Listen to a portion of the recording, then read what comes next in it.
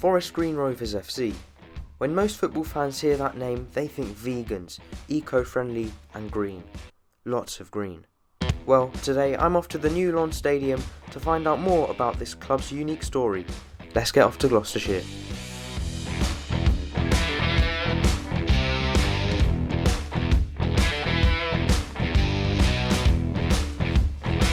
Well, after a 2.5 hour car journey, we finally arrived here in Stroud. Now, this town is known for its veganism, for its eco-friendliness. It's the birthplace of Extinction Rebellion, but today we are here for the football, and that's vegan too.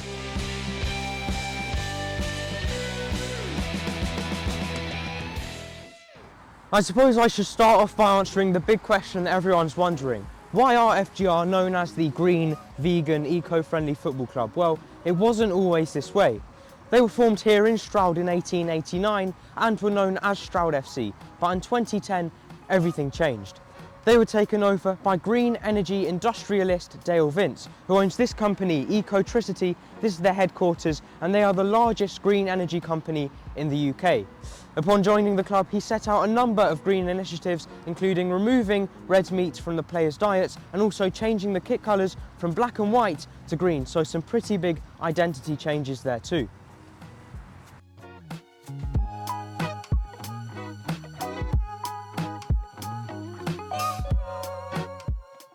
Now, there's been loads more campaigns and changes since, including wearing a kit made from recycled plastic and coffee grounds, which has led to the United Nations naming FGR the world's first carbon neutral football team, and FIFA have also called them the world's greenest football team and have made a documentary which is available to watch online.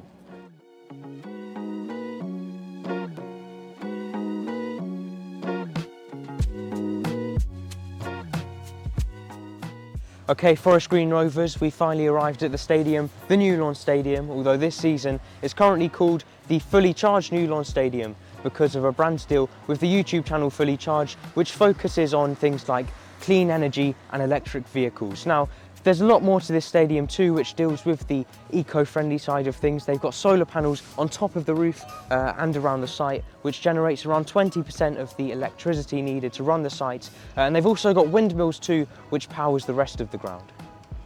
As soon as you arrive at the ground, you can see straight away that the club are eco-friendly. They've got free-to-use electric vehicle chargers, and they also announce right on the wall that they use your waste to fertilise the pitch. Despite a lot of rain today, they've managed to get the game on too. They've got a fantastic pitch, a really good drainage system, and robotic lawnmowers too. And they've actually been awarded for this, and I'm going to have to read it because it's a long one. They've been given first prize in the Institute of Groundsmanship Awards in the Sustainability and Environmental category. We were then treated to a tour of the New Lawn Stadium by Club Vice Chairman Phil Butterworth, who began by explaining the plans for a new stadium.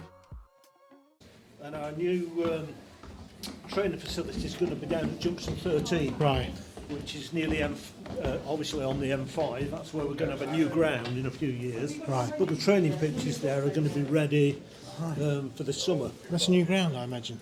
Yeah, that's the new ground. It's going to be on wood. Oh, wood. Incredibly fantastic design. My God. By a famous architect. And it's going to be a real showpiece as far as a kind of gateway to Stroud. And I'm sure it's going to attract people from all over the world. What's the capacity like on this? 5,000. This is built for 10 or 11, but it can be extended up to 15. But if you look at other clubs like Rushden or Darlington, they've built large stadiums and disaster. So. And to be fair, the area is not a big football area. No, it's rugby. You know, I think we do well to be getting gates of 2,500. But it will go up because it's going to be a fantastic stadium once it's built. Very beautiful. But it's not long ago we were in the hundreds at Forest Green. You know, once we got to 1,000 crowd, that was a real achievement, and that was soon after we moved here, 2010, and then 2000 seemed like a dream. But you know, we made it to 2000, and then when we were in that season in League One, we got nearly 3,000, which was great. The top floor is hospitality. This is the director's lounge or the boardroom. view. Which is not typical for boardrooms. I don't know how many you've been in, but they're usually very formal. Yeah. Very smart dress, often requirement to wear a shirt and tie and certainly no jeans, whereas here it's just kind of, we get all the vegan food here and people stand up and mix and it's very informal. And obviously a great view of the pitch. How has this vegan food been received? You know, I know you've been with the club for a long time. When Dale Vince first came in, was there a lot of opposition or was it accepted by the fans? Dale was before his time with vegan food. I mean, a lot of people hadn't heard of vegan food, you know, familiar with vegetarian food, but it still wasn't that commonplace in restaurants and pubs. So initially there was quite a bit of scepticism. Yeah. Some people obviously said, oh, people come to football, they want the meat pies, they want the bovril, they want the sausage rolls. But to be honest, at most stadiums, the quality of the meat for burgers isn't very good. You know, it's the bits of animals that you don't want to eat, but people just take them. But it was a shock. You know, one of our directors before Dale came in was a butcher, and the meat here was actually very good. Right. But yeah, initially there was a small minority that were against it, but I'm only talking about probably less than 100, you know, not a big objection. The players always have vegan food when they're here, when they're training, when they go to away clubs, they're served vegan food if they get anything to eat. Away directors coming to Forest Green always give them vegan food. And I would say 19 times out of 20 we get compliments, they enjoy it. There are a couple of clubs that are not particularly happy. I won't name them, but I think it's because the owners are in the meat industry, so they're not over keen. But most people relish it, and it's great to have that opportunity, and also to see the eco credentials in general. Yeah. It's just fantastic. How modern was all of this? I know the ground was quite modern. 2010, I think, this was built. So it's, 13 years old, that's all. Hi, Rich. All right? Yeah, good. Jolly good. A lot of people in the hospitality suite. Yeah. Food looks lovely. All Yeah, fresh. very popular. You see the quality. Well, you can't see quality, you've got to taste quality, but it's very popular. I had my 70th party here 6 months ago with my daughter. She was 30, so we had 100 between us. And we packed the place out with friends, and it was vegan lasagna. It was popular with everybody. The wife and my two 30-year-old kids love Forest Green, even though the kids have moved away. I mean, you say it's not a massive football area, but you see a lot of, especially the younger generation, coming down with what the club's values are. It's a real family club, to be honest. And about 10 years ago, I started an ambassador scheme here. I took players into schools, and I tried to get a fan of Forest Green in as many schools as possible. Started off with about half a dozen schools, and we worked up, we've got about 80 or 90 schools now, over 100 ambassadors, all spreading the word about Forest Green, the football, but obviously the green values as well. And people do listen to kids. Yeah. It's funny. I remember when I was teaching, you know, and it was the anti-smoking campaign, and kids used to go home and tell their parents how bad it was to smoke, and, you know, they listened. It's the same with the green values. Obviously, not too long ago, Troy Deeny was the manager here. That was an interesting period. How did that all come about? Well, the manager was David Horseman, fresh from his time successful time at Southampton, and a good friend of Troy Deeny's. Right. So he asked Troy if he wanted to come along, and you know, he was happy to come down to this level because obviously he played at a high level, and he wanted to learn about being a coach. So he played. I won't say he was particularly successful on the pitch, but obviously very skillful at times, but not probably as fit as he should have been. And then when David left us, because we weren't doing very well, Dale let Troy take the reins for a while, but it didn't work out.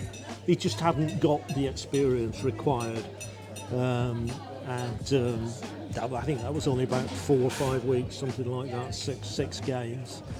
And that wasn't that successful.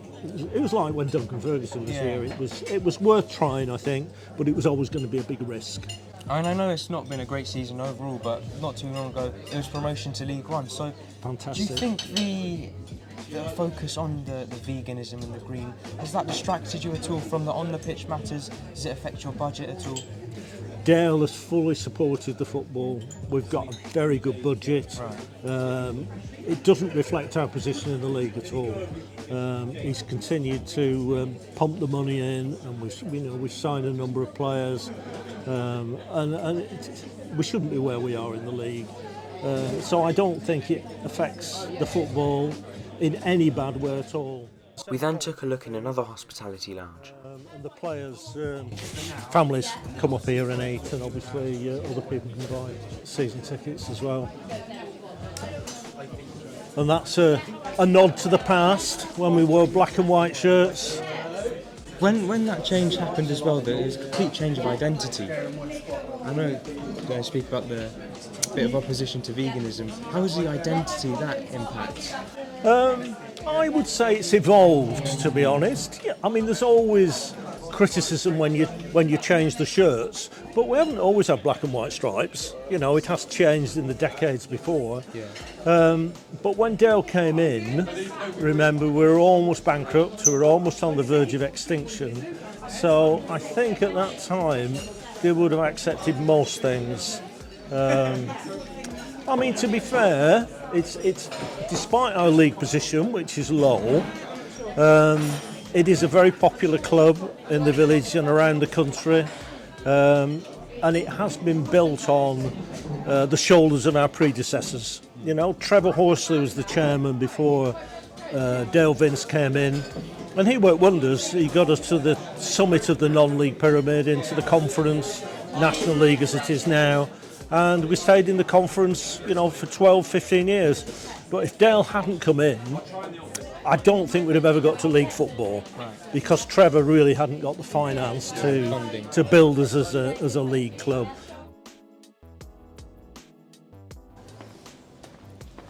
So organic pitch, Right. which you can see, it's pretty good.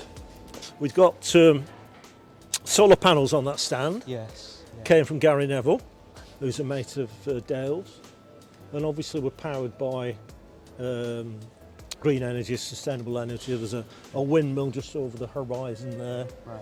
And I heard about a robotic lawnmower as well. Yeah. I don't New know whether technology. that's around. It did go off for repair, but Right. we'll go and have a look. It might be here. And is most of the funding for all of this new technology, is that all from Dale? How much Dale help puts is a the lot of money sponsors? in, but we've got a lot of sponsors, Right. and obviously the sponsors are attracted by our green credentials. Yeah. You know, they want to be associated with us, and I don't think that'll change if we do go down. I think we'll still get people in Yeah.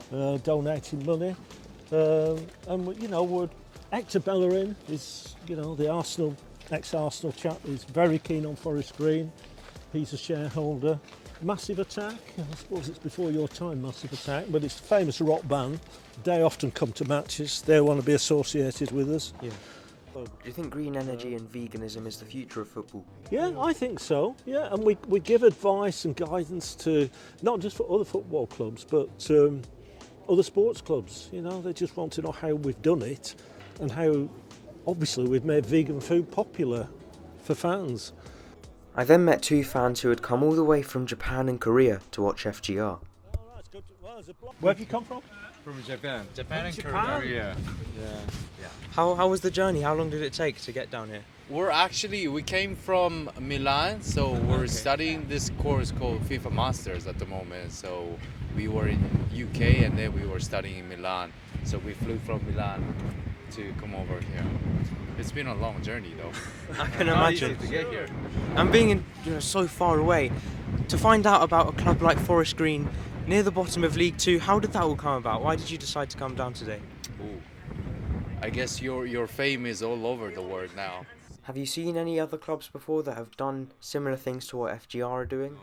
I guess not as to this degree, Yeah. I guess, because it's the greenest club in the world. yeah, and first football club to be recognized as a carbon neutral, right? Right. So yeah, not to this degree. So that's why that got us here today, I guess. Great, well, it's a big game today, so enjoy it, and hopefully it's a Yeah, you FGR guys win. might need some luck on the field this Absolutely. time. Yeah. Well, Yeah. fingers Alright. crossed it's 3 points. Yeah. Thanks. okay. Thank you. Thank you. Thank you. Thank you.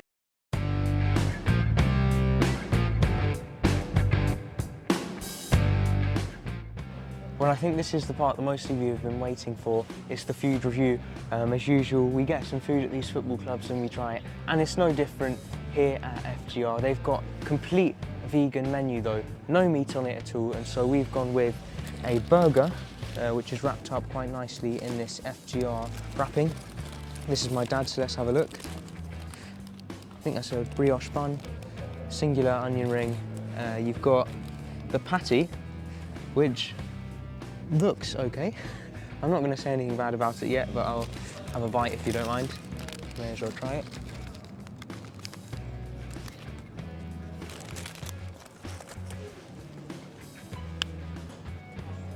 And to be honest, it just tastes like a normal burger. I think the strange thing about sort of the vegan meat they use is how it tastes so similar to real meat, but it's not actually meat. That's the only thing that's slightly concerning, but it tastes nice. Next up we got a Cornish pasty. Little logo on their pasty company. Nice and hot. Very hot, God.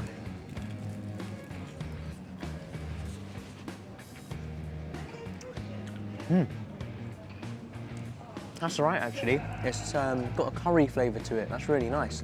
I don't actually know if they've got any vegan meat in it, or if this is just completely vegetables, but this is really good too. Taste of curry, a little bit spicy, got a kick. I can see some peas, or are they chickpeas in there? But not bad, £10, complete vegan food. But you know what, I'm not gonna knock it because some of the meat food that we have tried at some of these other clubs has been really bad, and this is decent.